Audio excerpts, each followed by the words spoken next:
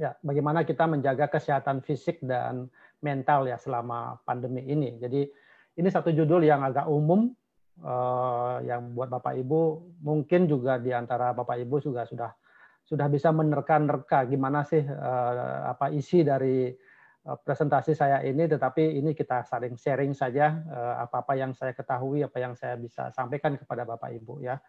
Oke, slide lagi Pak. Nah, saya kira kita sudah sepakat semua ya bahwa kesehatan itu sangat penting ya, di mana kalau tanpa kesehatan ya kita tidak akan bisa berbuat yang lebih banyak lagi begitu ya. Nah, kesehatan ini kan tidak hanya kesehatan dari sisi fisik saja ya yang kita miliki, tetapi termasuk juga kesehatan jiwa dan sosial kita ya. Sampai-sampai apa dari WHO juga memberikan definisi bahwa kesehatan itu sebagai kesejahteraan fisik ya, mental dan sosial. Jadi tidak hanya kita terbebas dari satu penyakit atau satu kelemahan gitu. Ya, jadi kesehatan ini dalam arti yang luas, dalam arti tubuh kita secara apa namanya, secara utuh ya, apa yang harus kita miliki. Ya, slide Pak.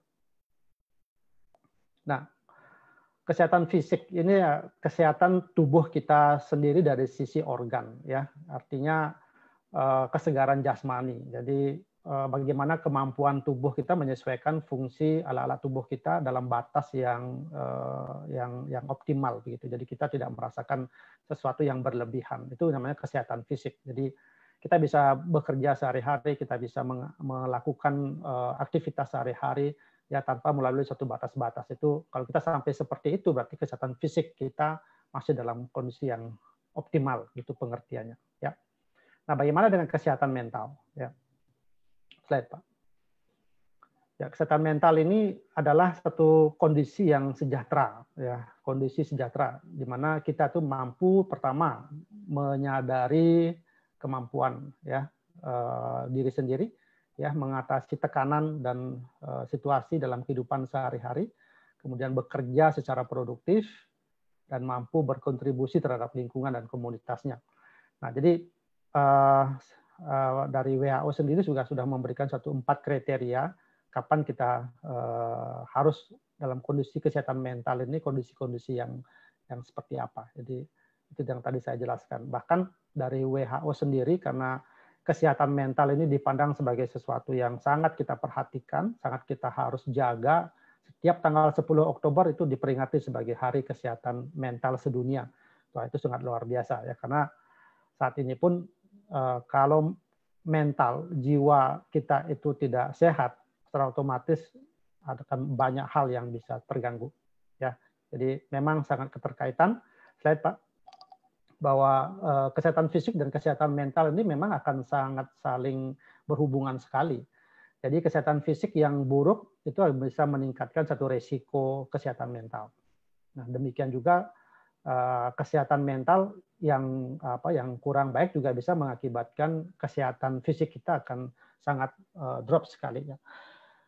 Beberapa pengalaman mungkin Bapak Ibu ataukah kita punya saudara, orang-orang yang kita sangat cintai juga mengalami hal-hal yang seperti begini ya.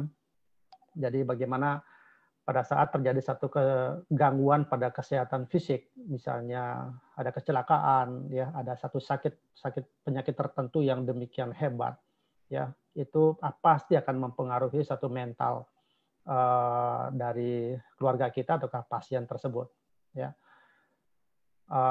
Rasa yang tidak bisa diterima misalnya ya, bahwa penyakitnya tersebut muncul pada dirinya dan lain sebagainya ya, ini yang akan mengganggu. Demikian juga pada orang-orang yang mengalami kesehatan mental terganggu ya, tentu secara kegiatan produktivitas sehari-hari itu pasti juga tidak akan bisa bekerja dengan baik ya, ataukah tidak bisa memberikan suatu kontribusi kepada komunitasnya ataukah pada keluarganya. Nah, ini jadi sangat berhubungan sekali, sangat keterikatan sekali antara kesehatan fisik dan kesehatan mental. Ya. Slide Pak. Nah, dalam slide ini ada faktor-faktor apa saja yang mempengaruhi kesehatan fisik kita. Ya, kesehatan fisik ya tentunya ini ada beberapa hal. Yang pertama adalah suatu penyakit, ya, kemudian kecelakaan, ya, kemudian kelainan bawaan atau genetik, dan usia. Ya, ini hal-hal yang mempengaruhi kesehatan fisik. Artinya kalau kita terkena suatu penyakit tertentu, ya, sakit flu saja misalnya, tentu kita agak sedikit khawatir. Apakah flu ini hanya flu yang biasa ataukah flu yang saat ini terjadi, misalnya karena COVID. Itu pun sudah sangat mempengaruhi mental kita. Ya, fisik kita pun juga pasti akan lemah karena ada demam, ada batuk, ya, ada sesak dan sebagainya. Itu pun pasti akan mempengaruhi kesehatan fisik kita. Ya, kemudian kecelakaan, misalnya terjadi kondisi patah tulang misalnya, ataukah cedera kepala misalnya, ya itu juga pasti akan mengganggu kehidupan kita. Ya, kelainan bawaan ataukah genetik, ya seperti yang kita saksikan, ada kelainan-kelainan bawaan yang memang akan sangat memang mengganggu aktivitas kita sehari-hari oleh karena keterbatasan fisik yang dimiliki. Demikian juga usia. Jadi semakin tua usia, tentu daya tahan tubuh kita, kekuatan kita juga akan mengalami keterbatasan. Itulah hal-hal yang mempengaruhi kesehatan fisik kita. Slide, Pak. Nah, untuk kesehatan mental, ada beberapa hal yang bisa mempengaruhi. Yang pertama adalah faktor biologi. Yang hal ini adalah karena pengaruh genetik, ya, ada faktor kimia yang terjadi pada otak, ya, gangguan juga pada otak. Kemudian faktor kehidupan, ya, karena trauma, pelecehan, ya, ada proses keracunan, alkohol, obat-obatan dan lain sebagainya. Kemudian karena faktor keluarga, ya, riwayat keluarga dan masalah keluarga. Jadi ada 3 faktor yang kita kelompokkan besar, ya, yang bisa mempengaruhi kesehatan mental ini. Ya, nanti kita akan jelaskan bagaimana secara detailnya, ya, nanti kita akan jelaskan dalam slide berikutnya. Ya, slide, Pak. Nah, Bapak Ibu, kita akan masuk ke ke pokok bahasan yang bagaimana kondisi pandemi saat ini, ya. Apa sebenarnya yang terjadi, ya, pada pandemi ini? Banyak ataukah bisa juga kita sendiri yang hadir dalam di Zoom ini, ataukah keluarga kita sendiri, keluarga dekat kita sendiri, ataukah saudara kita, orang lain yang biasa kita dalam satu komunitas mungkin sering menceritakan satu kondisi-kondisi yang buat mereka itu sangat sulit untuk diyakini, mereka yakini, ataukah sulit untuk diterima kondisi ini, ya. Jadi mereka masih satu pandangan memandang bahwa kondisi ini nggak benar, gitu, ya, bahwa kejadian ini sebenarnya nggak benar, ini satu rekayasa, ini satu satu hal yang dibuat-buat dan sebagainya. Ya mungkin saja pandangan-pandangan itu buat mereka adalah karena ya yang mereka saksikan adalah penyakit ini nggak bisa dilihat, ataukah penyebab dari penyakit ini nggak bisa dirasakan, nggak bisa dilihat secara nyata, gitu. Tiba-tiba orang sakit, tiba-tiba orang dirawat di rumah sakit dan beritanya adalah meninggal. Nah, ini sesuatu yang sulit mereka terima, ya, sulit mereka tangkap sebagai sesuatu yang tidak lazim mereka alami. Jadi seperti itu, ya. Kondisi ekonomi itu juga sangat mereka rasakan, bagaimana keterpurukan ekonomi, bagaimana satu daerah yang sangat hidup awalnya, ya, dari sisi perekonomian, dalam hal ini misalnya pariwisata, ya, kita sangat tahu bahwa Indonesia juga sangat bisa berkembang oleh karena pariwisata, Bali khususnya, gitu. Nah, sekarang orang tidak bisa bepergian kemana-mana, orang luar tidak bisa masuk ke Indonesia. Ya, bagaimana tentang kehidupan, bagaimana tentang pekerjaan, bagaimana tentang penghasilan mereka. Ya, yang tadinya mereka gampang mendapatkan dolar misalnya, gampang mendapatkan rupiah, tapi sekarang tidak segampang yang mereka temukan sebelumnya. Ini satu hal yang sangat sulit untuk mereka terima. Ya. Ya, demikian juga dari sisi pendidikan misalnya, yang tadinya anak-anak sekolah, mahasiswa mereka kumpul, mereka pergi ke sekolah, ke universitas, sekarang semuanya harus di rumah, ya, semuanya harus melalui belajar dengan online. Ya, tentu ini banyak anak-anak kita, ya, siswa mahasiswa yang belum bisa menerima perubahan-perubahan yang seperti ini. Ya, oke, slide, Pak.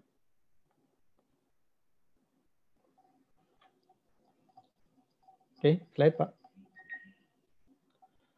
Nah, eh, kesimpulannya dari perubahan pada masa pandemi ini, ya, itu adalah suatu ketidakpastian, ya, ada ketidakpastian, ada kebingungan, ya, ada keadaan yang darurat yang diakibatkan oleh corona ini, dan itu merupakan satu stresor bagi orang.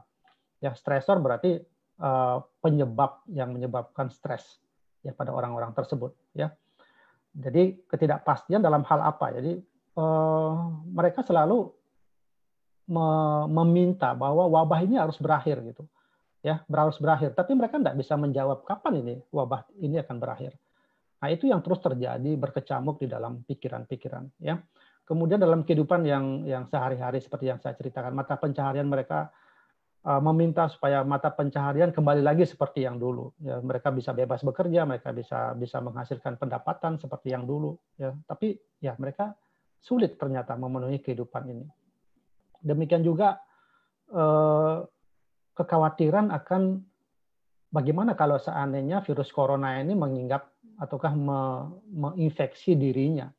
Ya, tentu ini juga akan membuat kekhawatiran yang sangat berlebihan karena historinya mereka menyaksikan berapa banyak orang-orang di dunia maupun di Indonesia yang sudah meninggal oleh karena virus ini. Nah, kekhawatiran, kegelisahan, ketidakpastian ini yang sangat menjadi satu pemicu buat orang-orang, dan itu mempengaruhi kehidupannya, mempengaruhi fisiknya, dan mempengaruhi mentalnya. Nah, inilah yang harus kita cegah, Bapak Ibu. Ya, kondisi yang seperti ini yang harus kita cegah. Bagaimana caranya? Oke, slide. Ya, kita ini dalam fase yang kita sebut sebagai fase denial.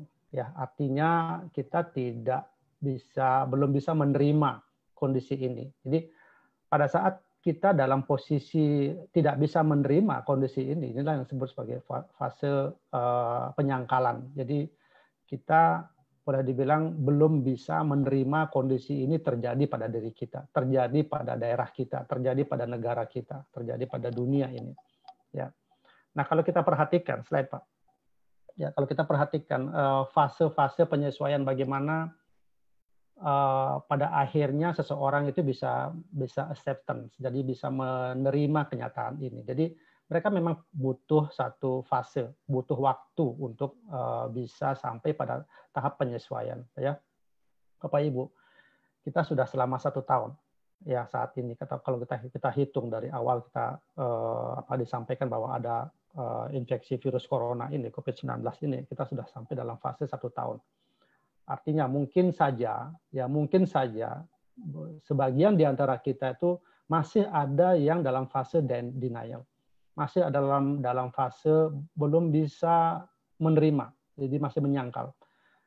Sebagian juga mungkin sudah ada dalam fase kemarahan, ya, dalam fase bargaining kita. Atau sebagian dari kita sudah dalam fase penerimaan, acceptance. Ini kondisi-kondisi yang seperti ini tidak bisa kita samakan. Itu tentu juga sesuai dengan kedewasaan kita, sesuai dengan tingkat tingkat pengetahuan kita, tingkat kebiasaan kita menyelami suatu masalah. Jadi fase-fase ini sebagai siklus Kubler-Ross. Jadi kita selalu akan mengalami hal ini bila mana itu akan terjadi satu perubahan lingkungan, satu keadaan yang tidak dari biasanya, seperti itu. Ya, oke. Tadi saya jelaskan. Oke, next. Nah, fase denial ataukah penolakan ini, ya, reaksi pertamanya itu adalah shock, ya, jadi tidak mempercayai kenyataan. Ini pasti ya terjadi dan sebagian dari kita pasti mengalami hal ini. Nah, verbalisasinya seperti apa? Ya, itu kata-kata yang mungkin selalu mereka sampaikan atau kita sampaikan, itu tidak mungkin. Ya, saya tidak percaya itu terjadi. Nah, itu kata-kata yang sering terungkap ya bagi orang-orang yang masih dalam fase denial ini. Ya, nah perubahan fisiknya apa? Kan terlalu energi terlalu besar diberikan pada kondisi yang seperti itu sehingga merasakan satu kondisi yang letih, lemah, pucat ya. Kadang-kadang diare oleh karena stresnya ya, kemudian gangguan pernapasan, terasa sesak dan lain sebagainya ya. Detak jantungnya cepat, menangis, gelisah dan lain sebagainya. Ini fase-fase yang yang dimiliki bagi orang-orang yang dalam kondisi denial ini, ya. Nah, bagaimana dengan fase anger, marah, ya?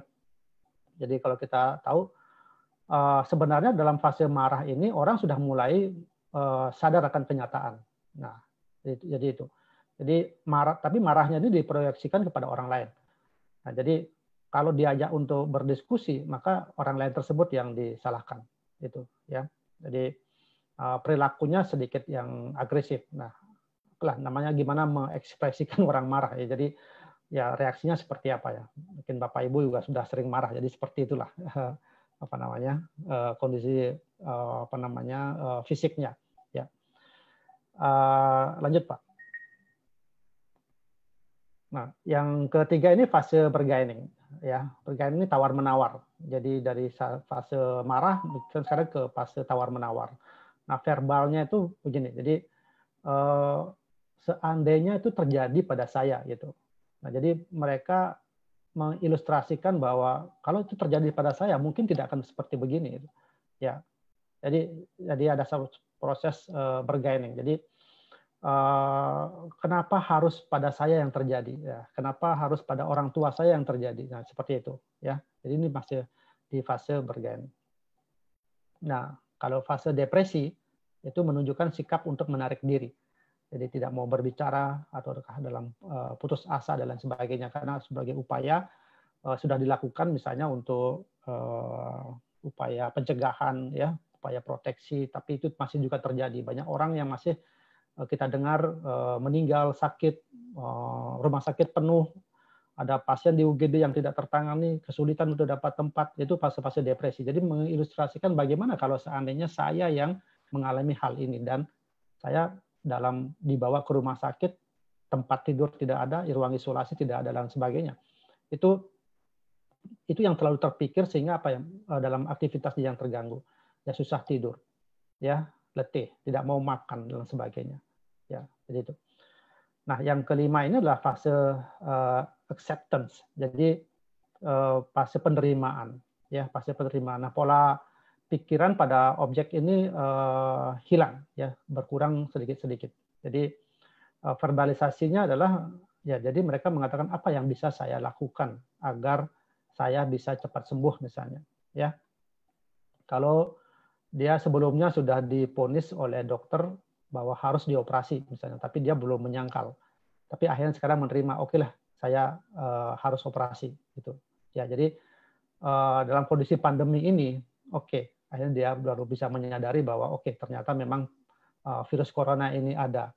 Jadi saya harus berbuat sesuatu supaya saya tidak terinfeksi, supaya keluarga saya juga aman, ya orang-orang juga aman. Jadi kita harus melakukan hal-hal yang patut kita lakukan untuk kita cegah supaya infeksi tersebut tidak terjadi pada saya, kematian tidak terjadi sama saya, keluarga dan lain sebagainya. Jadi fase acceptance ini sebagian besar sudah ada dalam posisi saat ini. Jadi kita melihat berbagai upaya masyarakat untuk mulai mematuhi protokol kesehatan, sudah mulai menjalankan satu protokol kesehatan yang sudah dikeluarkan oleh pemerintah pusat, pemerintah daerah, dari dinas kesehatan dan lain sebagainya. Kita lihat masyarakat kemana-mana sekarang sudah memakai masker di berbagai tempat fasilitas umum, fasilitas publik itu sudah disediakan apa namanya cuci tangan, kemudian hand sanitizer. Kita pun masing-masing orang pada saat bepergian kemana-mana kita selalu memakai hand sanitizer, menyediakan hand sanitizer sendiri misalnya. Ya sebelum kita duduk di meja kita semprotin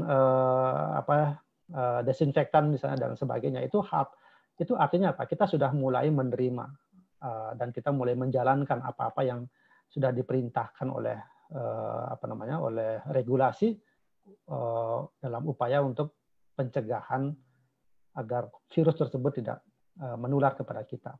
Ya. Oke, itu penjelasannya tentang fase penyesuaian ini. Oke, next Pak. Nah, jadi Bapak Ibu, dalam gambar ini kita lihat di sebelah kiri itu ada sesuatu yang lama yang berakhir. Artinya kebiasaan kita yang dulu itu, ya, yang kita jarang sekali kita memakai masker misalnya, ya, kita selalu berkerumun dengan teman-teman, sudah selalu bergerombol-gerombol mengadakan satu aktivitas yang dalam jumlah orang yang banyak. Kita jarang sekali memulai aktivitas harus dengan cuci tangan. Ya, jarang sekali kita lihat di fasilitas publik ada tempat cuci tangan dan sebagainya. Ya, hal itu sudah berakhir. Ya, nah itu muncul dalam kondisi awal-awal itu adalah fase penolakan. Ya, ada satu reaksi penentangan. Ya, nah seiring dengan waktu berjalan, ya mulai ada satu proses komitmen, ya penerimaan pada diri kita sendiri, dan itu kita jadikan suatu pembelajaran dan akhirnya nanti akan menjadi suatu proses kebiasaan ya dari kita. Nah, inilah yang kita nanti dalam satu fase ini akan sesuatu yang baru itu dimulai, ya, yang kita kenal nanti sebagai new normal. Jadi ada satu kebiasaan baru yang harus kita jalani, ya. Kalau kita sendiri yang menyimpang dalam kondisi itu, ya itu berarti kita nanti akan siap untuk menerima akibat dari kegiatan kita. Jadi sekali lagi ini butuh waktu, proses-proses ini butuh waktu sampai akhirnya kita bisa menjalankan sesuatu yang baru. Oke, next Pak. Nah, Bapak Ibu, kita dari awal memang Bapak Presiden sudah memberikan satu pernyataan bahwa bersiap untuk normal baru. Ya, kita sudah menjalankan normal baru ini. Ya, jadi kenormalan baru itu merupakan suatu keniscayaan, ya, bahwa kita sedang mempraktekkan perilaku yang bisa kita lakukan sebelum era COVID-19 ini. Jadi sesuatu yang baru itu yang akan menjadi satu proses kebiasaan. Jadi itu memang ya butuh effort yang sangat kuat, besar sekali. Orang yang bisa mempengaruhi dirinya sendiri saja itu sangat sulit, apalagi untuk mempengaruhi orang lain, untuk menjadikan suatu kebiasaan, suatu hal yang baru itu menjadi suatu proses kebiasaan atau menjadi suatu aktivitas sehari-hari yang memang harus dilakukan. Ya, seringkali mungkin kita kalau bepergian, ya bepergian kemudian lupa kita membawa masker ya di awal-awal itu sering kali terjadi ya, di tengah jalan baru kita ingat, wah saya nggak bawa masker gitu ya, balik lagi ke rumah untuk ambil masker. Saya pun sering mengalami hal yang demikian, tapi akhirnya sekarang apa yang terjadi, bahwa kalau kita sekarang keluar rumah misalnya jalan ke gang kita rumah saja tanpa masker, itu ada sesuatu yang rasanya aneh yang kita tidak bisa lakukan ya. Makanya itulah yang kita bilang sekarang bahwa kita semua dalam proses untuk menjalani kenormalan baru ini, gitu ya. Next Pak. Ya, ini kok putus ya Pak ya kata-katanya.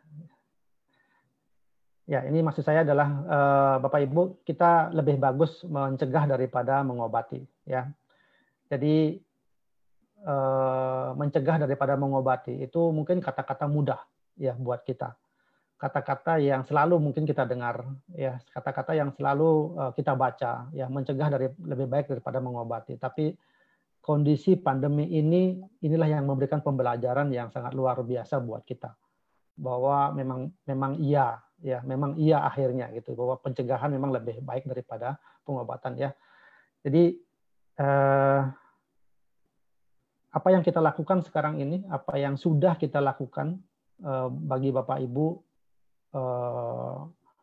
dalam beberapa tahun belakangan ini, barangkali sudah melakukan satu aktivitas-aktivitas kehidupan sehari-hari yang baik, yang memang kita kategorikan sebagai pencegahan. Itulah yang kita dapatkan hari ini, pembelajarannya. Ya. Dan bagi Bapak Ibu yang tidak memiliki satu aktivitas yang dalam tanda petik kebiasaan yang baik untuk pencegahan, sekarang ini pun juga menjadi satu pembelajaran ya, bahwa pada saat kita sakit sekarang ini, kita mendengar keluarga kita sakit COVID, yang betapa mereka tersiksanya ya, berapa mereka juga rasa sakitnya luar biasa ya. Di ruang isolasi mereka harus sendiri ya, tidak bisa ditemani oleh keluarga, sangat strict sekali pengawasan dari pihak rumah sakit terhadap orang-orang yang sedang sakit untuk dirawat di ruang isolasi. Ya, yang tadinya oksigen ataukah udara ini kita bisa hirup dengan bebas tanpa kita bayar. Sekarang saudara kita yang lagi dirawat di ruang isolasi itu harus ditopang dengan oksigen yang bertabung-tabung seperti itu, ya. Karena saya bekerja di rumah sakit, Bapak Ibu, jadi saya bisa merasakan sendiri, bisa menyaksikan sendiri bagaimana kita memberikan support oksigen dalam tabung maupun dalam liquid oksigen seperti itu untuk ketersediaan bagi pasien-pasien. Tidak hanya 1 liter, 2 liter yang kita kasih, ya.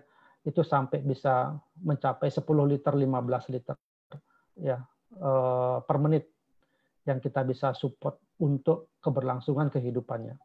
Ya, jadi alangkah memang rasa syukurnya kita di saat ini, Bapak Ibu, yang kita masih dalam kondisi sehat, itu tiada taranya, ya, kalau kita bandingkan dengan saudara-saudara kita yang saat ini sedang ada di rumah sakit, ya.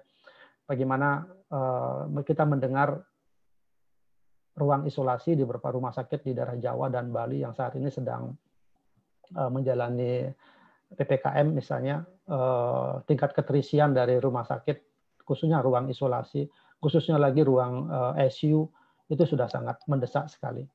Ya, kita lihat teriakan-teriakan dari keluarga meminta tolong kepada dokter, pada pihak rumah sakit untuk menyediakan ruang isolasi. Itu secara mental kita itu sangat down sekali untuk menyaksikan itu. Ya, tapi inilah yang kita jadikan pembelajaran buat Bapak Ibu, bahwa pencegahan itu akan lebih indah daripada kita sudah sakit baru kita obati. Itu pembelajarannya, ya. Oke, lanjut Pak. Nah, bagaimana sekarang upaya menjaga kesehatan fisik kita? Ya, artinya ini masa pencegahan, ya. Pencegahan bagaimana supaya fisik kita tetap sehat, ya. Ini semua adalah satu adaptasi kebiasaan baru, ya. Kita diwajibkan selalu terus memakai masker, walaupun misalnya di rumah, ya, yang kita dalam satu keluarga besar misalnya, kita tidak tahu, ya, saudara kita yang baru datang misalnya mengunjungi kita tidak tahu mereka itu sedang menderita sakit ataukah tidak, ya. Kita tahu ada istilahnya sebagai OTG, orang positif tapi tidak ada gejala, ya. Itu seringkali membuat satu klaster di dalam satu keluarga, ya. Jadi saya mungkin bisa memberikan tips bahwa kalau ada keluarga yang baru datang dari luar daerah seperti itu, ya mungkin kita harus hati-hati, ya, untuk menerima dia pertama kali begitu. Apakah mungkin kita harus tetap jaga jarak, ya, yang bersangkutan juga harus tetap pakai masker, kita pun juga harus tetap memakai masker.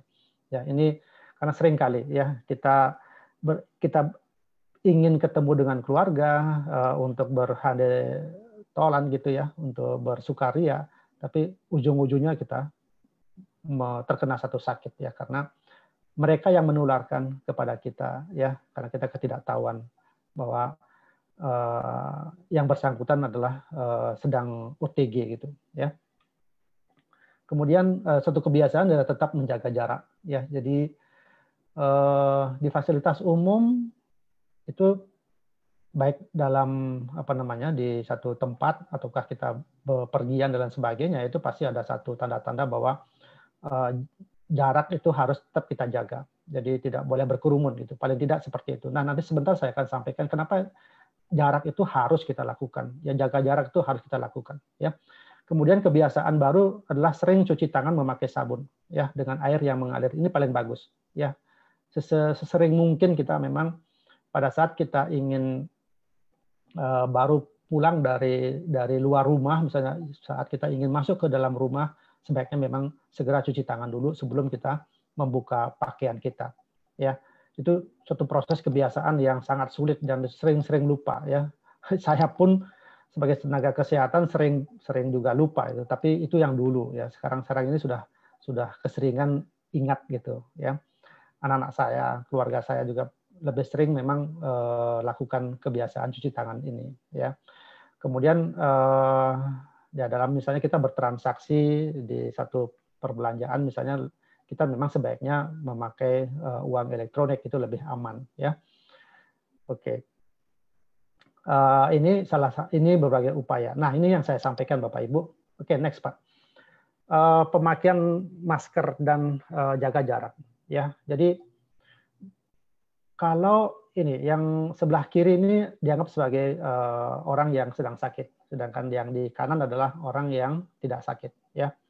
Jadi kita bisa bayangkan kalau misalnya yang sakit tidak memakai masker, yang sehat juga tidak memakai masker. Jadi di atas 90% ya itu pasti risiko transmisi. Ya, artinya kuman tersebut pasti akan hinggap di tubuh kita. Itu ya. Apalagi jaraknya sangat dekat. Ya, jadi hampir 90%, lebih 90% itu risikonya pasti akan terjadi satu proses transmisi. Nah, bagaimana kalau seandainya yang sakit tidak pakai masker, kita memakai masker, ya, risikonya turun, ya, turun 30%, ya, 30% ini artinya gimana? Bahwa kalaupun misalnya kita kena, ya, walaupun misalnya kita terinfeksi, jumlah kuman yang masuk itu sedikit. Nah, ini juga akan mempengaruhi angka morbiditas kita, angka kesakitan kita. Bahwa sakit tetapi kita terinfeksi tapi tidak terlalu sakit.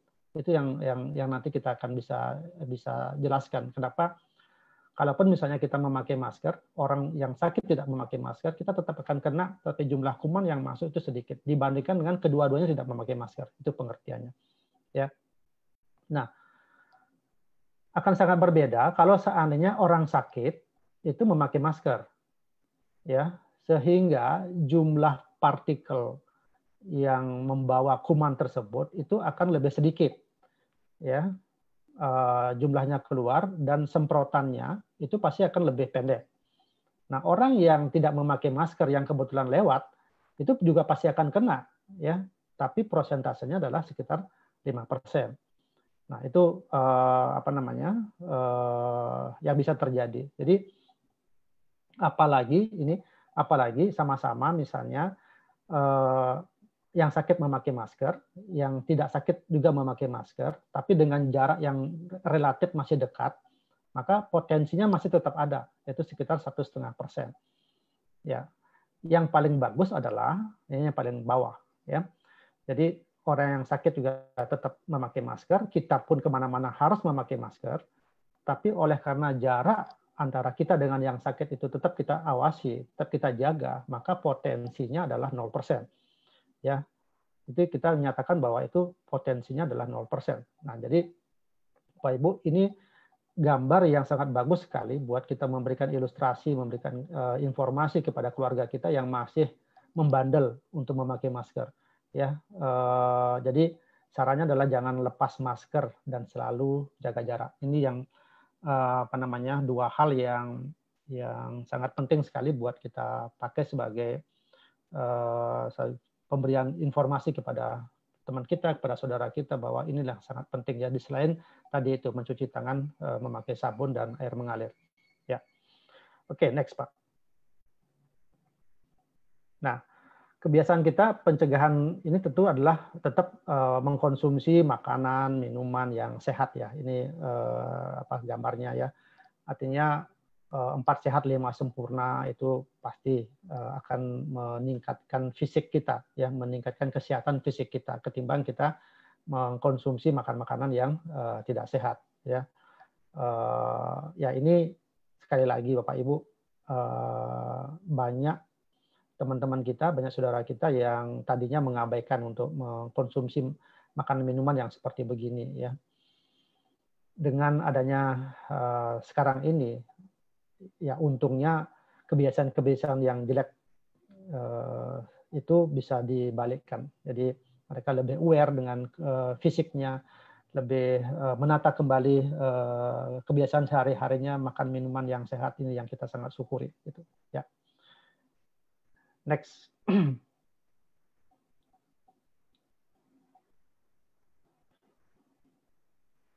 Nah,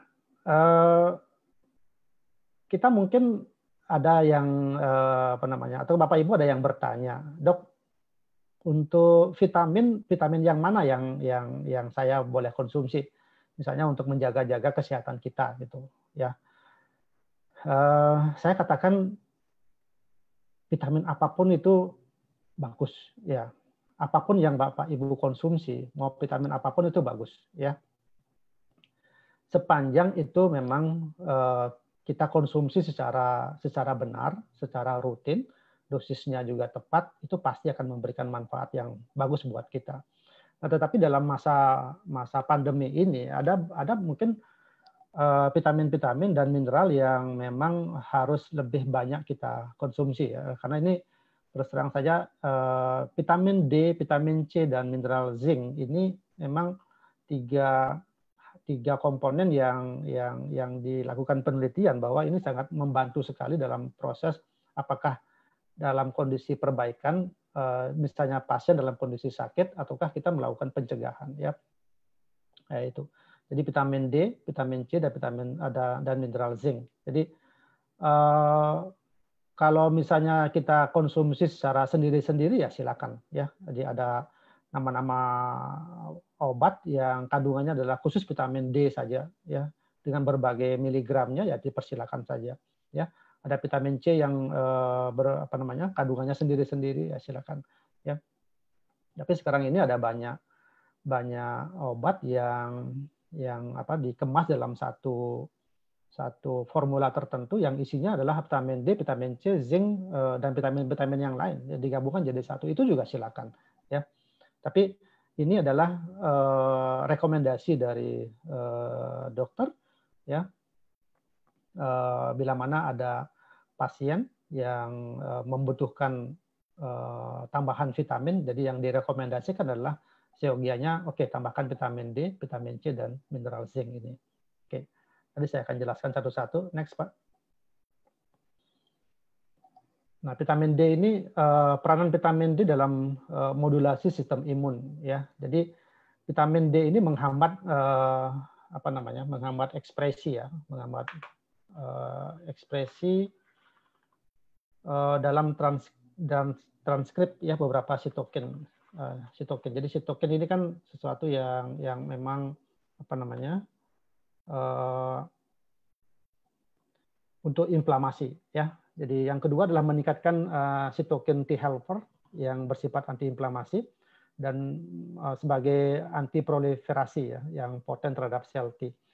Nah, jadi vitamin D ini terbukti untuk menurunkan risiko infeksi saluran pernapasan. Jadi di paru-paru kita itu ada semacam reseptor untuk vitamin D. Nah, sedangkan vitamin D itu memiliki peranan untuk modulasi sistem imunitas kita.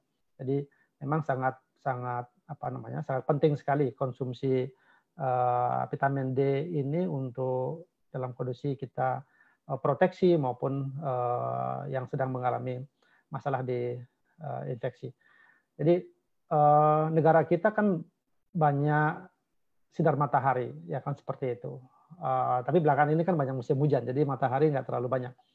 Nah, peneliti yang ada di wilayah di daerah negara bagian Eropa, ya, itu kan ditemukan. Jadi pada saat ada satu otopsi dari pasien yang meninggal, itu didapatkan bahwa vitamin D pada pasien tersebut memang sangat rendah sekali. Nah, ini yang disinyalir jangan-jangan bahwa penyebabnya ini adalah karena kekurangan vitamin D. Nah, itulah yang akhirnya dari sebagian besar otopsi yang dilakukan itu ternyata vitamin D sangat rendah sekali didapatkan pada orang-orang di daerah Eropa tersebut. Jadi inilah makanya sebelum itu terjadi maka kita silakan untuk mengkonsumsi vitamin D, ya, dengan dosis yang sesuai dengan kebutuhan kita, ya, seperti itu, ya. Next, Pak. Ya, untuk vitamin C, ya, vitamin C kita ketahui, ya, kok hilang ya ininya kata-katanya.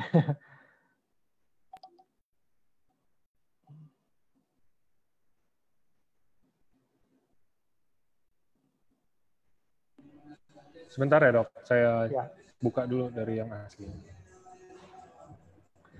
Ya, kalau vitamin C ini kan ya memang yang kita ketahui sebagai antioksidan ya. Jadi sama seperti vitamin D, ya, memang kegunaannya untuk antioksidan itu tentu memang bisa untuk menangkal apa namanya sel-sel yang mengalami perubahan yang mengakibatkan kerusakan-kerusakan pada sel yang apa namanya terjadi kerusakan sel yang normal. Jadi pencegahan ini memang sangat penting sekali. Jadi kita ketahui bahwa pada pasien yang terinfeksi oleh virus corona ini kan sel paru-paru dan saluran pada pernapasan itu kan terjadi suatu proses infeksi, jadi proses inflamasi, ya, mengakibatkan terjadi kerusakan fibrosis pada apa namanya pada jaringan paru. Inilah kondisi-kondisi inilah yang harusnya kita cegah, ya, supaya apa namanya sel kita tetap dalam kondisi yang terbaik. Nah, jadi vitamin C ini berperan menjaga sistem kekebalan tubuh ya lewat kandungan antioksidannya, ya, antioksidan dan sintesis kolagen. Nah, dalam satu apa namanya dokumen penelitian itu ada 2 studi yang menggabungkan hasil penelitian tentang vitamin C, di mana hasil penelitian ini menunjukkan bahwa suplemen vitamin C sangat signifikan ya dapat mengurangi kasus pneumonia dan flu. Jadi pneumonia itu infeksi pada apa namanya pada alveolus ya, pada jaringan paru. Ini yang terjadi pada infeksi virus corona. Jadi vitamin C sangat penting ya, vitamin D yang tadi saya sebutkan juga sangat penting sekali ya. Next Pak. Ya, bagaimana dengan zinc ya? Ya, zinc tidak seperti vitamin C ya, mekanisme antivirus zinc itu lebih mapan. Jadi zinc ini mineral yang berfungsi untuk apa namanya antivirusnya ya. Jadi dia menghambat RNA polimerase ya. Jadi virus itu kan mengandung RNA. Jadi dia mereplikasi. Jadi dia memperbanyak diri dengan melakukan replikasi. Jadi itulah yang dihambat. Mineral yang bisa menghambat ini yang paling kuat adalah zinc ya. Jadi makanya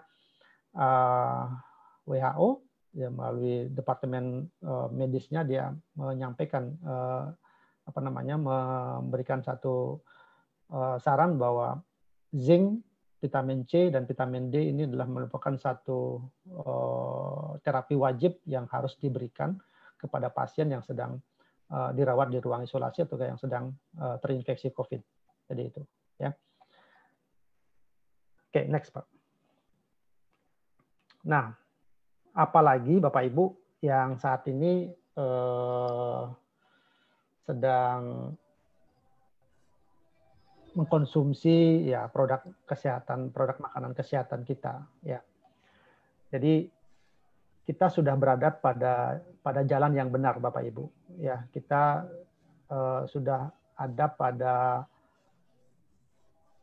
kebiasaan yang sangat tepat begitu pengertiannya. Ya, jadi sangat beruntung sekali sebelum COVID kita sudah diperkenalkan dengan produk SOP maupun Ursukusi ini, dan sebagian dari kita sudah dari sekian tahun ya, ada yang sudah 2 tahun, ada yang 1,5 tahun ya sudah mengkonsumsi ini. Tentunya kandungan aktif dari Subarasi maupun atau SOP dan Ursukusi ini yang sering kita dengarkan dari keterangan atau informasi dari dokter-dokter medical expertnya AFC itu memiliki peranan penting dalam melawan proses inflamasi atau proses infeksi yang disebabkan salah satunya juga dari virus ini. Ya, jadi saya katakan tentu dengan kita sudah sedemikian lama mengkonsumsi ini, daya tahan tubuh kita, sel-sel kita itu sudah dalam posisi yang sangat kuat, yang sangat terregenerasi gitu. Artinya dibandingkan dengan ya mohon maaf saudara-saudara kita yang belum mengkonsumsi ini. Jadi saya sangat meyakini pada diri saya keyakinan saya tentu dengan tentu dengan protokol kesehatan yang tetap saya harus jaga ya. Saya merasa lebih sehat setelah mengkonsumsi ini, meyakini bahwa kekuatan imunitas saya akan lebih baik, ya, akan lebih baik untuk bisa menangkal kuman dalam hal ini COVID ini dibandingkan dengan teman-teman yang tidak ada mengkonsumsi sesuatu apapun ya untuk menjaga kesehatannya dia. Apalagi apalagi dengan kebiasaan-kebiasaan yang tadi kita tidak yang mereka tidak lakukan untuk menjaga kesehatan. Ya tentu kalau misalnya terjadi satu proses infeksi yang sama-sama terjadi proses infeksi, ya kekuatan tubuh kita untuk melawan kuman itu pasti akan lebih bagus ketimbang daripada mereka yang tidak melakukan konsumsi produk kita ini, gitu ya. Jadi saya sampaikan ini tidak hanya berbicara pada infeksi COVID saja, Bapak Ibu, tapi untuk menjaga kesehatan kita secara umum, ya. Dan untungnya sekali yang saya bilang, untungnya sekali saya mengatakan di saat COVID ini memang produk ini sangat bagus sekali. Jadi seperti itu, ya. Oke, next. Nah, tadi masalah makanan, ya, tadi masalah konsumsi vitamin, suplemen apa saja yang harus kita bisa lakukan. Nah, tapi tetap tubuh kita ini harus bergerak, ya. Tubuh ini tetap harus bergerak dan berolahraga, ya. Kalau kita berolahraga di luar rumah ya silakan, tapi tetap dengan kondisi ya kita jaga protokol kesehatan, tetap memakai masker, ya silakan melakukan olahraga di luar rumah. Atau misalnya kita melakukan kegiatan olahraga di dalam rumah misalnya, apa yang kita bisa kerjakan, ya.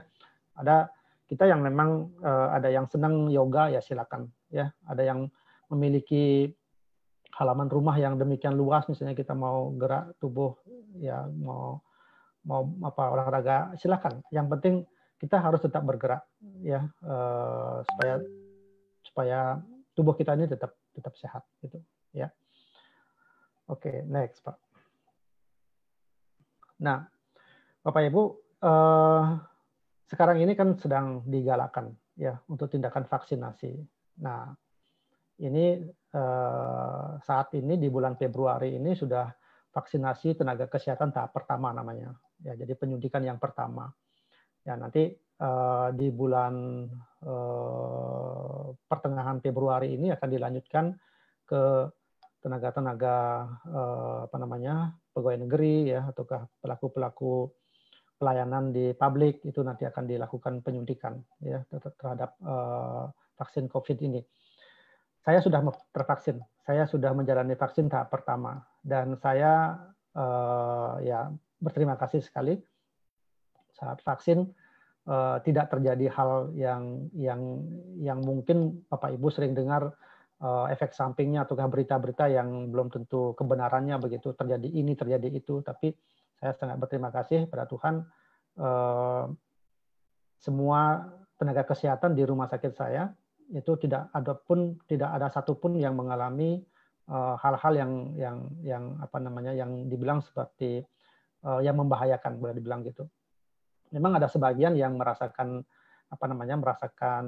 meriang-meriang, demam gitu ya, agak tidak enak badan seperti itu, hal yang biasa ya, itu hal yang biasa, itu hanya terjadi pada satu hari saja ya. Jadi vaksinasi ini aman Bapak Ibu ya, jadi kita harus dukung program pemerintah dan jangan takut ya. Mungkin takutnya karena jarumnya kecil ya, karena ketakutannya karena jarum itu tidak jadi alasan ya kita tidak mau kita menerima vaksin, tapi kita harus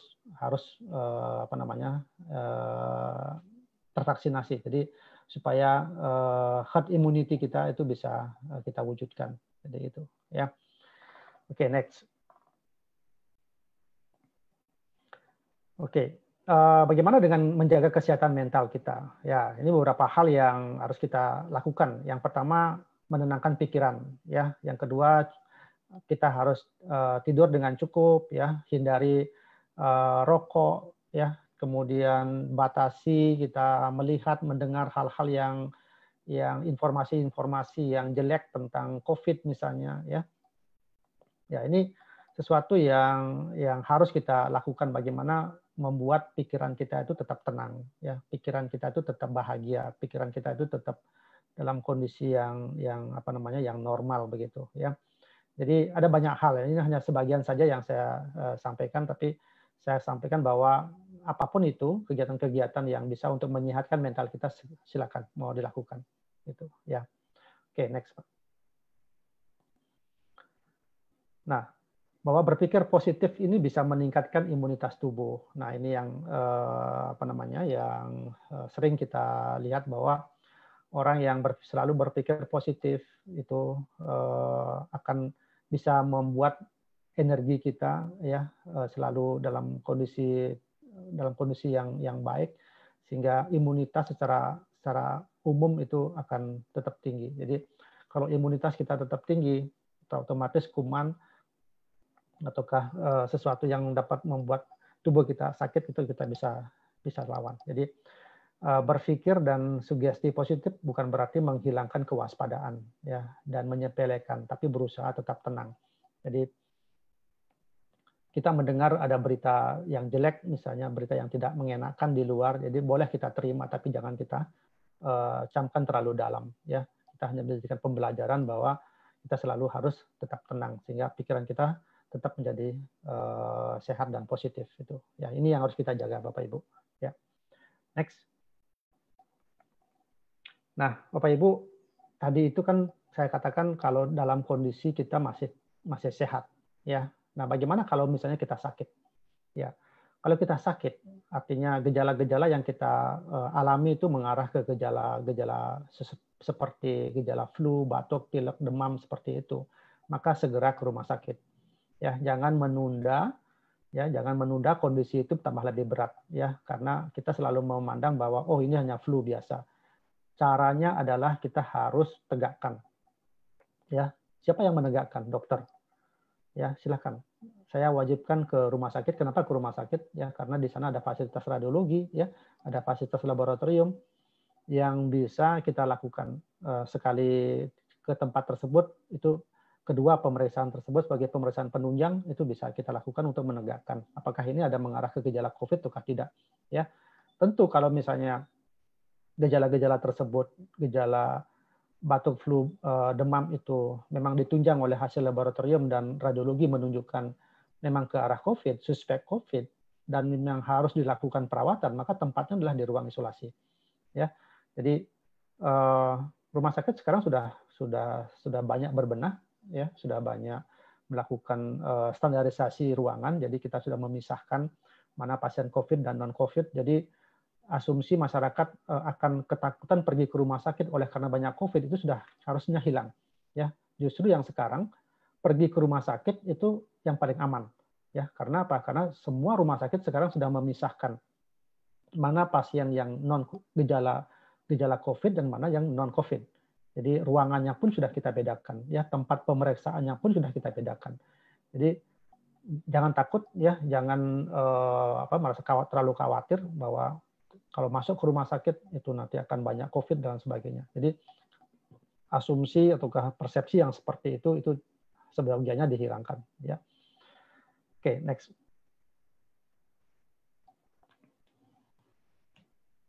Nah, kalau Bapak Ibu dari hasil pemeriksaan dokter mengatakan ini gejalanya ringan, ya OTG ataukah tapi gejalanya ringan, itu biasanya kita tidak disarankan untuk melakukan isolasi mandiri di rumah.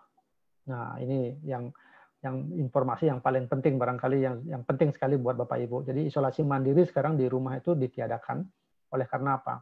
Disinyalir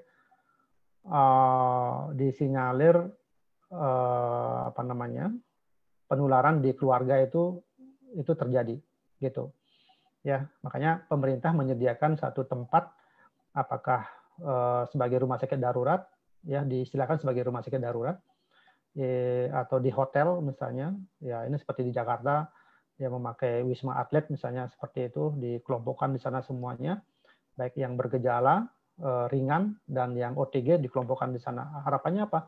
Dengan diisolasi di sana, jadi menghindari orang-orang yang tidak sakit. Jadi penularannya tidak terjadi di masyarakat umum atau sama keluarganya.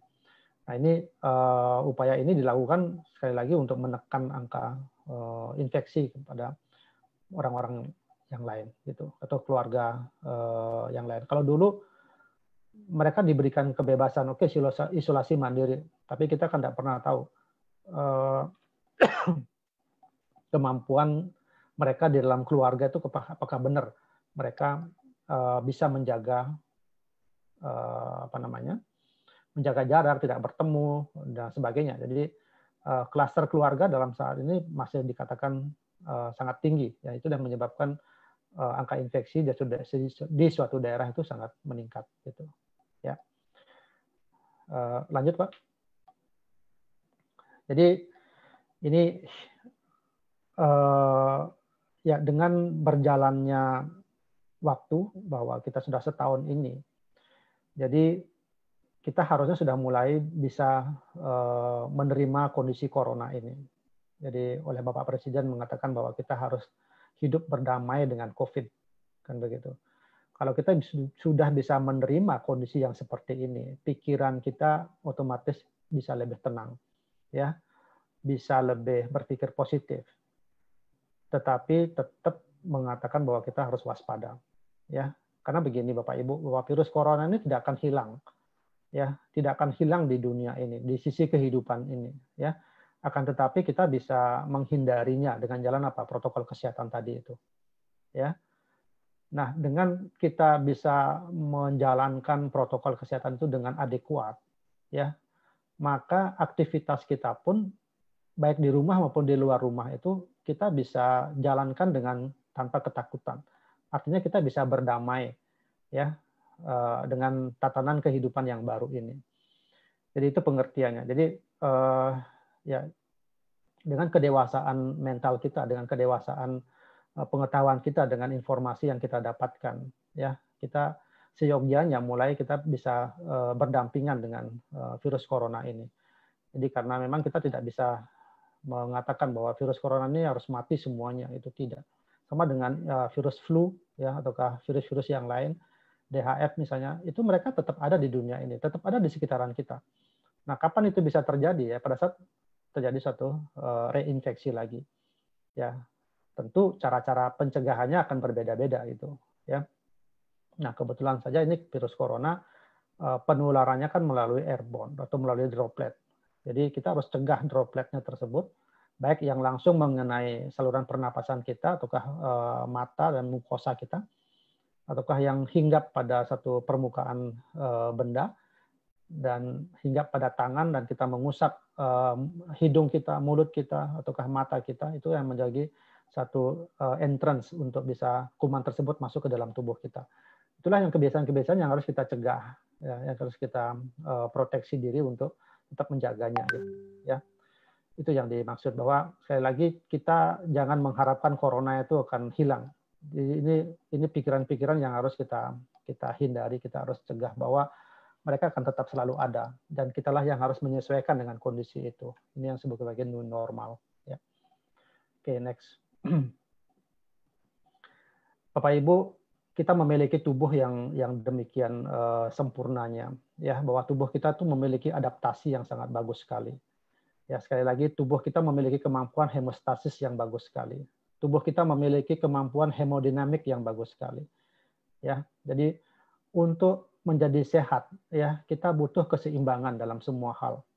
Ya, dualitas itu harus kita seimbangkan, ya, baik buruk, ya, kondisi hitam putih dan sebagainya itu harus kita seimbangkan. Jadi di awal-awal mungkin sekali lagi dalam kondisi corona ini mungkin kita sering marah, sering tidak menerima dan sebagainya, ya, kondisi ini terjadi. Tapi lama-lama kita harus menyeimbangkan diri kita bahwa kita harus menerima kondisi ini. Dan dari penerimaan itu kita harus bisa beradaptasi dengan kondisi tersebut. Ini yang disebut sebagai satu proses keseimbangan. Jadi untuk mendapatkan tubuh kita yang sehat, ya, pikiran kita yang damai, sesuatu yang terjadi, yang sudah terjadi pada diri kita itu kita terima, ya, kita terima saja. Kemudian kita mengalirkan saja pikiran kita, dan akhirnya kita bisa memberikan senyuman yang indah pada kehidupan kita. Jadi saya sedikit mengambil kata-kata dari seorang guru spiritual, ya, kita memang harus menerima, mengalir dan senyum. Ini untuk kesehatan mental kita. Ini untuk tetap membuat energi pikiran kita tetap positif ya, untuk bisa menjaga kondisi kita di dalam kondisi corona ini, dalam kondisi pandemi ini. Oke. Next, Pak. Oke, Bapak Ibu, salam sehat ya. Semoga kita selalu dalam kondisi kuat untuk menjalani kehidupan ini ya, walaupun sampai saat ini negara kita belum bisa menurunkan angka infeksi ya, paling tidak buat keluarga kita setelah mendengarkan apa yang saya sampaikan ini, mari kita jaga kesehatan kita, terutama buat keluarga kita dulu ya. Secara otomatis nanti semakin berkembang, semakin banyak kita taat dengan kesehatan, yang pasti nanti angka infeksi itu bisa kita turunkan. Oke, tetap semangat ya Bapak Ibu. Oke, salam sehat. Oke, makasih Pak Angga. Itu presentasi saya. Ya. Oke, kita mulai. Nggak kedengeran suara saya. Ya, kita mulai. Dia lagi di kafe ya? Iya, Pak. Lagi ini, Dok. Lagi di luar kebetulan. Oh ya. Jadi kita mulai tanya jawabnya ya. Ini tadi saya ada yang bagus nih. Nah, Dok, apakah kita sebaiknya menjaga jarak dengan orang yang udah sembuh? Misalkan dia udah negatif, nih bukan sembuh lah, kita bilang negatif dari COVID, kan ada positif sama negatif. Ini dia udah negatif dari positif. Boleh ditemenin nggak sih, Dok? Maksudnya boleh ditemenin tuh boleh deket nggak sih gitu loh, apa tetap ya, harus? Ya. Dalam protokol kesehatan itu kan tidak dijelaskan bahwa kalau yang sudah sembuh itu bebas. Ya, bebas untuk tidak memakai masker, bebas melakukan aktivitas karena merasa dirinya sudah ada antibodi, kan tidak dikatakan seperti itu. Jadi tetap bagi pasien yang sudah sembuh, dikatakan sembuh COVID, itu tetap harus jaga protokol kesehatan, ya. Karena kita tidak pernah tahu bahwa mutasi dari virus ini bisa saja terjadi, sudah mulai bisa terjadi kan. Nah, kalau misalnya terjadi satu proses mutasi, tentu antibodi yang terbentuk pada tubuh kita belum bisa mengenali infeksi yang baru. Nah, ini yang ditakutkan. Ya, makanya walaupun sudah lolos ataukah sudah dinyatakan sembuh pada saat perawatan pasien isolasi ini, harus tetap melakukan protokol kesehatan. Jadi jaga jarak tetap harus dilakukan. Jadi seperti itu. Ya. Oke.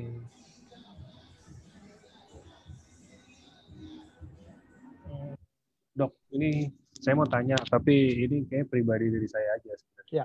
Jadi kan saya mau tanya, kalau kayak kemarin itu saya ada sempat rutin ke rumah sakit. Rumah sakitnya itu dia, jadi kalau nggak salah itu misalkan ada kelas 1 atau ada yang bawah deh kita bilang ya, yang kelasnya paling bawah. Itu biasa kan dijadiin bangsal-bangsal itu dijadiin untuk COVID semua. Nah, kalau misalkan saya ada ngerasa gejala nih, misalkan saya ada ngerasa gejala, terus ke rumah sakit ternyata kata dokter saya harus diinapin di situ. Nah, misal saya takut, bukan takut sih, maksudnya lebih ke arah kalau misalkan saya nggak kena nih, saya nggak COVID ternyata, terus saya dibawa ke sana, digabungin sama orang-orang banyak. Nah, itu mungkin yang jadi pertanyaan-pertanyaan orang banyak, apa jadi nggak jadi positif itu orang dari tadinya negatif, misalkan gitu. Ya, memang inilah yang saya katakan Pak Angga. Rumah sakit di Indonesia ini tidak siap untuk menerima kondisi yang kondisi pandemi ini. Karena apa? Karena sebagian besar ruang rawat inapnya itu tidak dikhususkan untuk isolasi, gitu. Sedangkan kejadian pandemi ini kan demikian cepatnya, ya peningkatan kasus untuk pasien-pasien yang memang harus rawat inap. Sehingga apa yang terjadi? Ya seperti itu tadi. Jadi dalam satu bangsal dikumpulkan beberapa pasien. Tetapi yang dilakukan oleh manajemen rumah sakit itu adalah mengatur jaraknya. Ya, mengatur jaraknya. Jadi jarak tempat tidur itu seminimal mungkin menghindari kemampuan percikan droplet dari orang yang misalnya di sebelah kita sudah ada orang yang positif misalnya, ya. Sehingga walaupun dia misalnya ada batuk, tapi kan jarak dropletnya itu tidak mengenai kita yang berada di sampingnya. Nah, di samping memang antara pasien itu dengan kita kan tetap memakai masker. Nah, itu yang tadi yang saya ceritakan. Walaupun mereka sakit misalnya, tapi jarak kita jaraknya sudah cukup jauh begitu. Nah, mereka juga memakai masker, kan potensinya itu kan 0%. Resikonya kan sudah 0% sebenarnya. Ya apalagi kalau mereka sudah di rumah sakit, protokolnya itu pemakaian maskernya itu sudah minimal tuh masker bedah. Ya, ketimbang itu kita masih memakai masker kain misalnya, atau maskernya hanya sekedar masker gitu. Nah, ini yang yang sudah banyak dilakukan perubahan ya di rumah sakitan di Indonesia. Apalagi sekarang ketersediaan masker bedah itu yang memang direkomendasikan oleh WHO itu sudah sangat banyak dan harganya sudah semakin murah. Jadi Bapak Ibu, kalau sekarang masih memakai masker yang dari kain, ya, yang untuk efisiensi supaya bisa dicuci dan sebagainya, kalau saya menyarankan itu boleh dibilang itu dihilangkan dulu deh, ya, dihilangkan. Maksudnya jangan memakai kebiasaan yang seperti itu ya. Kalau dulu kenapa kita memakai masker kain? Karena pada waktu itu ketersediaan masker bedah itu kan sangat sulit. Jadi sangat sulit sehingga harganya pun agak mahal. Nah, ini yang diinovasi oleh negara kita. Oke, pakai masker kain deh. Itu kan. Nah, karena sekarang masker sudah banyak, harganya juga murah begitu. Kalau saya sih merekomendasikan pakai masker bedah aja. Gitu. Itu Pak Angga, jawaban saya. Oke, sip.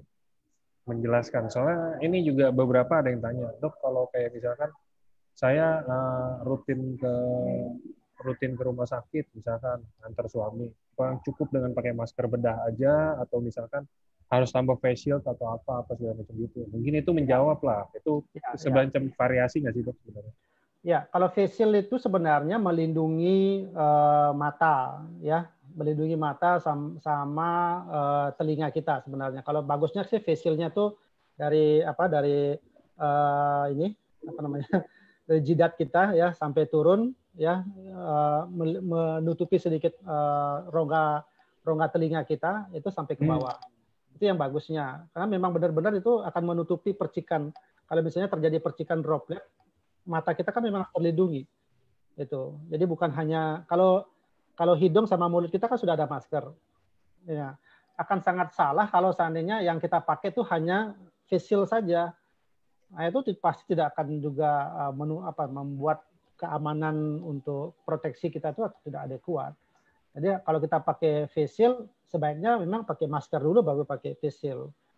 Gitu. Nah, ada kekhawatiran pakai masker bedah cukup masker bedah itu sudah adekuat kok untuk ini. Nah, setelah di rumah sakit tentunya protokol kesehatan yang lain itu juga tetap laksanakan. Ya, jadi sebelum masuk ke rumah sakit tentu harus cuci tangan, ya. Kemudian duduk misalnya sudah diatur duduknya, terus agak berjauhan seperti itu. Jadi itu aman kok sebenarnya, ya. Oke. Semoga menjawab ya teman-teman. Ini sekarang kita lanjut ke pertanyaan berikutnya. Ada yang tanya, Dok, saya mau tanya kalau udah konsumsi SOP, kita anggap SOP 100 atau Subarasi lah ya, sama. Dan Utsukushi, apakah masih perlu konsumsi vitamin C atau D? Apa vitamin D ada fungsi lain selain menaikkan imunitas tubuh? Ya, kalau mau konsumsi silakan. Ya, artinya begini, Bapak Ibu, bahwa vitamin D, vitamin C, dan zinc itu kan juga sebagai support buat tubuh kita ya untuk memproteksi dengan kemampuan yang tadi saya jelaskan di sana untuk peningkatan imunitas, untuk menahan replikasi virus dan sebagainya. Itu silakan ya. dalam bentuk tabletnya sendiri mau diminum silakan ya. Tapi yang paling penting sebenarnya adalah makanan yang kita konsumsi sehari-hari itu sebenarnya cukup ya. Bila mana memang makanan yang kita konsumsi itu memang benar-benar sehat gitu ya. Jadi kualitas makannya, jumlah makannya, jenis makanannya itu yang kalau sudah adekuat sesuai dengan komponen gizi yang terkandung itu sudah sangat cukup buat tubuh kita untuk memproteksi diri. Artinya imunitas tubuh kita juga pasti akan tinggi. Ya apalagi ditambahkan dengan SOP dan ursukusi ini. Tapi kalau Bapak Ibu masih merasakan itu kurang ya silakan. Ya silakan dikonsumsi vitamin D sendiri, vitamin C-nya sendiri, ataukah mineral zinc-nya sendiri ya silakan.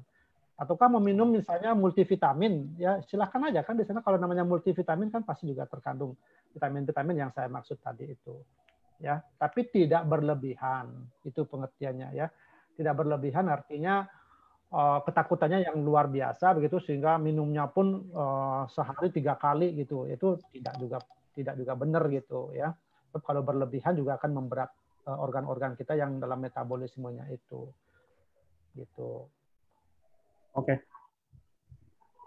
Oke, ini ada lagi yang tanya. Saya hari ini general aja ya dok. Karena kan kita nggak masuk ke, maksudnya masuk ke produk kayak lebih ke arah ini Subarasi kayak yang dulu kan kayak ini Subarasi bagus untuk membantu ini usus-usus membantu ini. Hari ini kan kita general aja.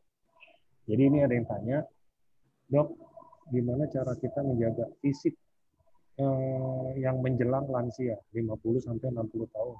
Dan makanan apa yang bagus yang kalau mau dimakan rutin sehari-hari itu lumayan bagus biar tetap seimbang gizinya. Ya, seperti yang saya bilang, makanan itu jadikanlah makanan itu sebagai obatmu gitu kan. Jadi itu teorinya dari Bapak kedokteran dunia Pak Hippocrates kan gitu ya. Jadikanlah makanan itu sebagai obatmu. Jadi apapun makanan yang baik, yang sehat, itulah menjadi penopang kesehatan tubuh kita. Itu Pak. Jadi tidak ada makanan yang khusus yang memang harus dikonsumsi buat anak-anak, harus ini, orang tua harus begini itu. Kalau menurut saya tuh tidak ada. Jadi apapun makanan yang sehat itu yang kita konsumsi, nutrisinya, gizinya yang baik itu pasti akan membuat tubuh kita menjadi tetap sehat. Ya, tentu memang ya kalau kita bilang kita tentu tidak bisa menjaga makanan yang adekuat benar-benar yang sehat kan itu pasti ada jeda waktunya ataukah dalam kondisi-kondisi tertentu kualitas makan yang kita konsumsi kan juga pasti ada yang tidak bagus gitu ya. Nah kalau misalnya kita merasakan kekurangan itu pada orang tua misalnya kekurangan vitamin D misal ya ataukah kita kekurangan vitamin C Bapak Ibu ingin menambahkan vitamin ya dipersilakan lebih bagus lagi gitu ya. Jadi dok boleh nggak aku minum susu misalnya gitu ya seperti susu yang mengandung vitamin kalsium misalnya gitu ya silakan aja ya tidak ada hal yang tidak diperbolehkan. Jadi sepanjang makanan itu termasuk makanan sehat ya makanan kesehatan itu silakan Bapak Ibu konsumsi gitu.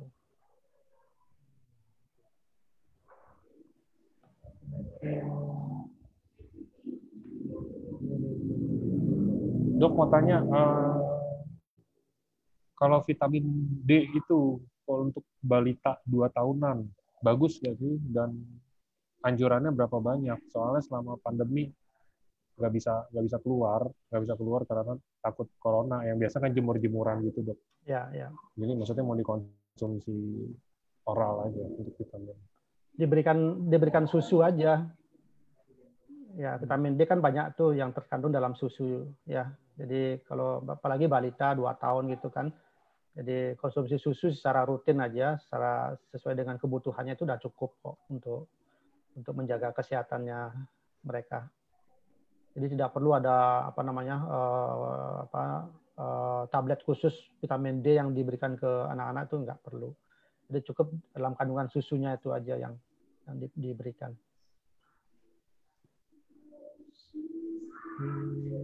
Oh iya, ini dok klien saya sakit diabetes, katanya tidak boleh makan yang berprotein tinggi. Kami sarankan minum Subarasi 3x1.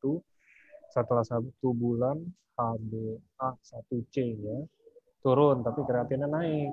Ini penjelasannya gimana? Ya, sekali lagi produk kita ini kan bukan obat untuk mengobati itu ya. Jadi kenapa kreatinnya naik ya, kenapa nanti asam uratnya naik dan sebagainya ya, itu tentu ada faktor-faktor lain yang bisa memperberat ya, dari sisi sel-sel ginjalnya, filtrasi ginjalnya menjadi memburuk dan lain sebagainya. Tentu tidak bisa kita jadikan setelah konsumsi Subarasi kenapa ini jadi naik. Jadi seolah-olah Subarasi itu dijadikan sebagai alasan yang memperburuk kondisi kesehatannya, kan seperti itu ya. Subarasi bukan obat untuk menghilangkan gejala gagal ginjal gitu, mengobati gagal ginjal kan gitu. Ya, jadi kuatnya kuatnya sakit ataukah beratnya sakit ginjal itu yang tidak bisa tidak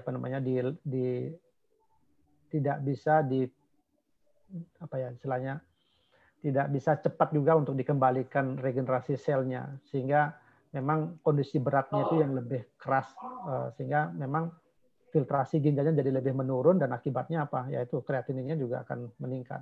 Di samping kebiasaan-kebiasaan dari pasien, ya kita tidak pernah tahu gitu kan ya.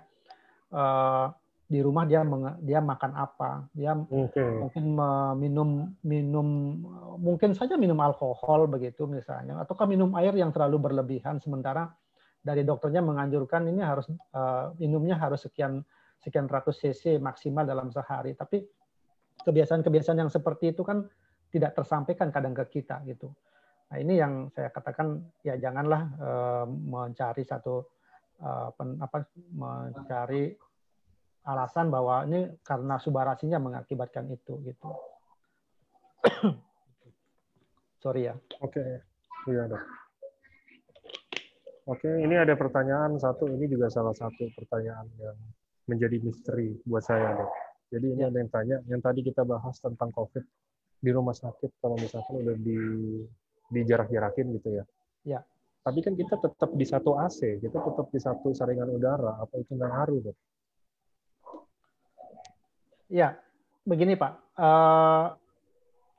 Seharusnya dalam ruangan yang ber-AC itu, ya dalam ruangan yang ber-AC itu harus terpasangin HEPA filter Pak namanya.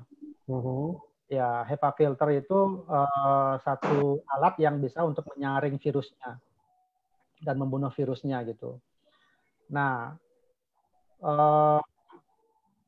ruangan yang ber-AC itu yang diberikan fasilitas itu sebenarnya sangat aman ya untuk pasien yang dikumpulkan dalam satu ruangan itu. Nah, saya tidak tahu rumah sakit yang lain yang menyediakan satu bangsal untuk sekian orang, kemudian ada fasilitas AC, apakah difasilitasi dengan HEPA filter apa enggak itu. Ya.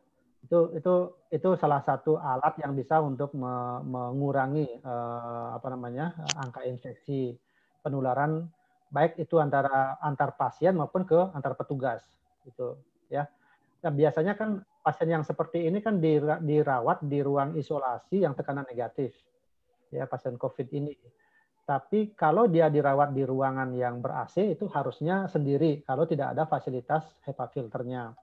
Ya, atau di ruangan yang non ber-AC tapi mempergunakan penyinaran dari luar dan memakai jendela dia sebagai ventilasinya disertai dengan kipas angin yang mengarah ke jendela. Nah, itu standar-standar yang harus diikuti ya, kalau misalnya dalam satu ruangan tersebut tidak ada AC tapi dilengkapi dengan kipas angin. Nah, kipas anginnya itu harus mengarahkan hembusannya itu ke luar jendela. Jadi itu istilahnya membawa kuman tersebut keluar gitulah ya, membawa kuman tersebut keluar dari ruangan tersebut melalui jendela gitu. Itu sih Pak. Oke. Tanya apa HEPA filter bisa dibawa-bawa. Nah, saya juga nggak tahu kayak gimana. Nanti saya bakal Google aja, HEPA googling filter gitu. ya. HEPA filter itu bisa mobile loh. Ya, Kayak kecil, nggak kecil, kecil cuma itu, bisa dibawa kecil ya. setahu. Bisa dibawa-bawa kok. Saya juga mau Banyak cari, Bu. dokter-dokter banyak dokter-dokter yang dalam satu ruangan praktek itu mereka menyediakan HEPA filter di ruangannya. Jadi karena ada AC kan, jadi kita bisa pakai HEPA filter. HEPA filter juga biasa tuh ditaruh di atasnya AC kok, Pak. Jadi di atas AC ditaruh di sana, kecil kok itu HEPA filternya, ya. Bisa mau cari. dipakai. Nah, ya. Ada yang mobile. Oke. Ini yang lain ada. Ini ada yang bertanya nih, bagus sekali nih. Ada rekan kerjanya yang sudah negatif, sudah pernah dirawat, sudah negatif, kemudian dia masuk kerja. Itu gimana? Apakah saya bisa berhubungan, ya tetap yang tadi saya katakan, ya kalaupun sudah negatif itu dia mau bekerja itu kan dipersilakan bekerja karena dia sudah negatif kan, jadi sama aja dengan kita. Cuman protokol kesehatannya itu tetap dijalanin di kantor. Jadi tidak mentang-mentang dia sudah negatif, jadi kita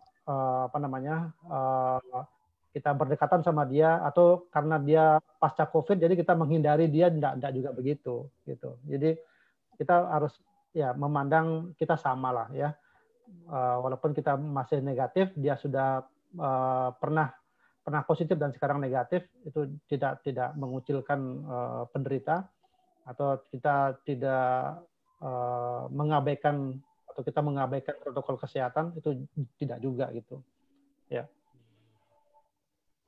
Oke dok, kayaknya udah ini juga pertanyaannya udah selesai juga. Oke. Ya, kayaknya sama apa ya, secara umum aja sih mereka. Iya. Ibu nanya ya. Kalau yang secara umum kan lebih asik gitu loh, lebih kita. Ya. Jadi intinya kalau saya sekali lagi mungkin menyimpulkan Bapak Ibu, protokol kesehatan tetap kita jalanin ya. Kemudian karena ini ada nanti dalam waktu dekat bahwa seluruh masyarakat itu harus divaksinasi. Jadi kita juga dalam sekian ratus orang yang barusan kita ikut Zoom ini, kita bisa menjadi wakil-wakil dari AFC untuk memberikan energi positif buat kita sendiri, keluarga kita sendiri, buat orang-orang yang kita cintai, ya, untuk ikut mendukung program pemerintah. Ayo kita ikut vaksinasi, ya, karena itu sebagai salah satu upaya pemerintah untuk meningkatkan herd immunity. Jadi dengan kita semua memiliki imunitas yang bagus, tentunya kemampuan kita untuk menghadapi infeksi COVID ini juga semakin meningkat. Jadi itu kesimpulannya. Terima kasih Pak Angga, Bapak Ibu, terima kasih banyak. Ya, thank you juga buat Dr. Buana, thank you juga buat teman-teman. Nah, ini tadi ada yang tanya, bagus, saya hampir lupa. Untuk yang paten sama manfaat, interpretasinya gimana kalau mau bikin sesuatu atau nge-post gitu ya nanti. Nanti pasti bakal dikasih sih, intinya, guidelines-nya. Nanti lagi disusun dulu guidelines-nya, nanti kalau udah pasti dikasih sama Pak Niko. Baru nanti, jadi kita tahu, oh yang ini yang boleh, oh kalau mau testimoni harus ada disclaimer-nya seperti apa. Nanti pasti dikasih tahu, di info nanti. Oke, kalau gitu. Terima kasih. Sekali lagi, Dr. Buana, thank you juga buat teman-teman semuanya yang udah hadir. Bangga, ya. Dadah. Terima kasih Pak Ibu semua. Selamat sore. Thank you.